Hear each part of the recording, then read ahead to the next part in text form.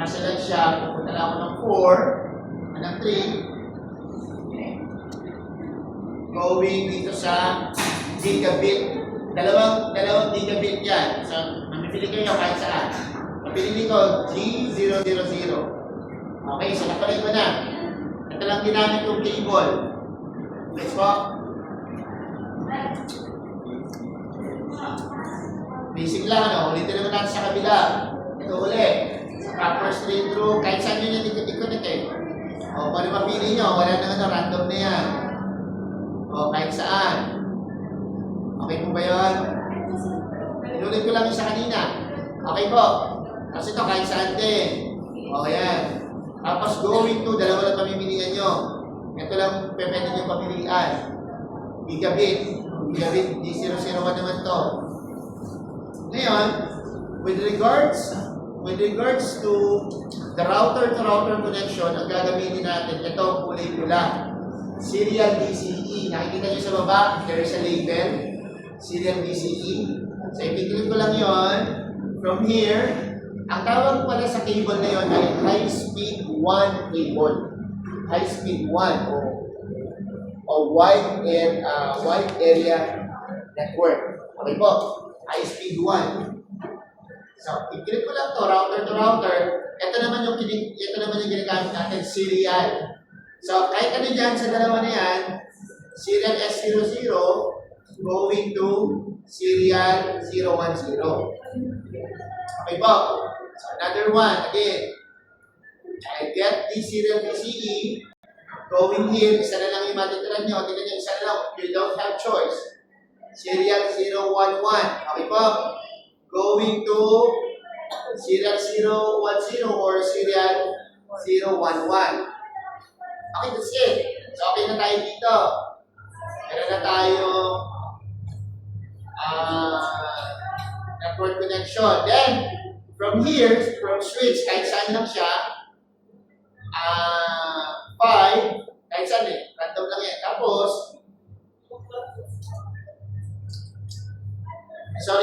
balik tayo dito, copper straight through.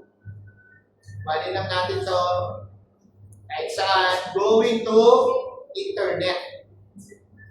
Going to internet. Okay? Mamaya ulitin nyo yung ginawa ko Tapos if you have question, then I'll be roaming around to help you kung ano yung magkakasapin. Okay po. Pero kung may tanong na kayo ngayon, may tanong po ba kayo? Ayun, yung mga nag-video naman pala. May nag-video ba yan? Okay.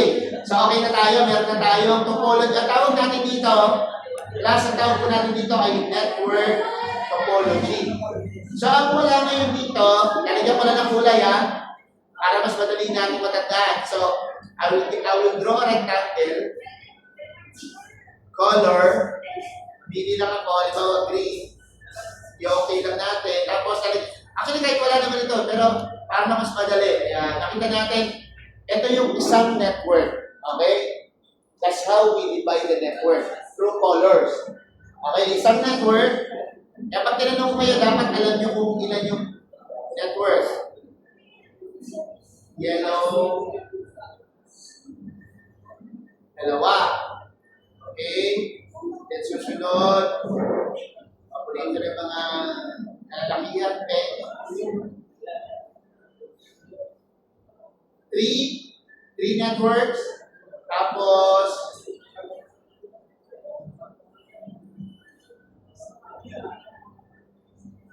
four networks. Tapos,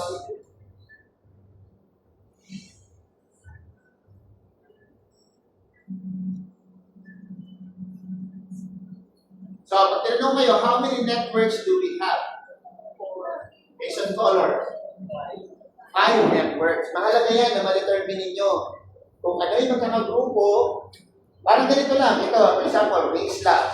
Ayan, it is represented by 3 computers, but actually, it consists of 80 or 90 computers. Tama. But it is a representation. Then the other one is another lab. Okay? Tapos ito naman yung mga nagpumanik sa atin. Alright. So, ang wala pa akong given ay IP address. So, basically, ito ito po IP address na to, 192.168.10.0/24.255.255.255.0. Ito yung IP na ilalagay natin dito sa green. Sa lahat ng green. Okay, dito naman, ito naman yung ilalagay natin dito, yung 172.16.00.16. Tapos, .02. Okay. Ito naman, lalagay naman natin dito, halimbawa ay 200, 190.0/30.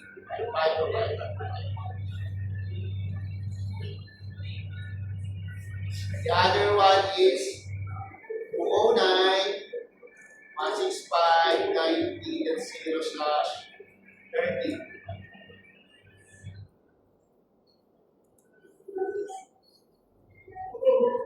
Ganito, kung mapapansin niyo ito, parang sa bahay nyo lang. Lagyan natin ng phone, lagyan pa natin ng phone. Kuha tayo ng phone, smartphone, para di magkukontrol dyan, di ba? Palitan natin ito, ilaw. E-fan, electric fan. Palitan natin ito ng ano ba tawag dito? Ventilador. Door. G-door. At palitan natin ito ng akulas lugar. Akulas lugar kasi ginagawa sa cellphone. SO. Smart SM. Smart P. SMP. Okay. Ano lang naman yung label lang naman yun. Alright, so we have now the network topology. So parang ganito lang yung exam nyo, pero hindi ganito Hindi pa ko lang yung mga given. Ngayon, maglalagay tayo na ang tawag dito ay mga usable. Bawa, nilagay ko dito first, second, third, ito, fourth, fifth, 10. Bawa lang Ang sinagay ko dito ay 15. Lagay ko rin dito 15. Ang sinagay ko dito first, second, first,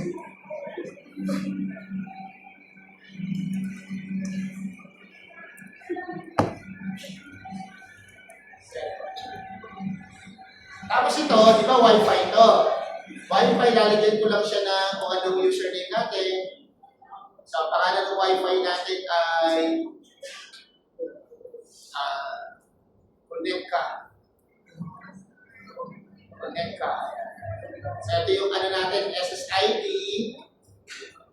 Connect ka.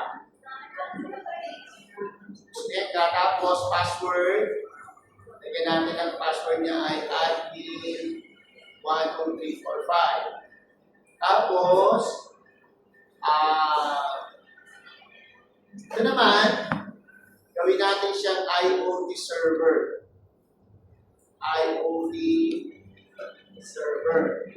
Pwede pa ako mag-detect pala dito ng isang server. Gawin ko lang to ay DNS. Ang DNS natin ay www.dyci.edu.ph. Okay, so ito yung bibigay ko sa inyo. Pero ginawa ko na para wala kayong maging problema. Ito na. Ito, gagawin na natin yan. Tapos sabihin natin ng network to. Network nito ay 200.205.180.0/4. Tapos yung routers IP ay 200.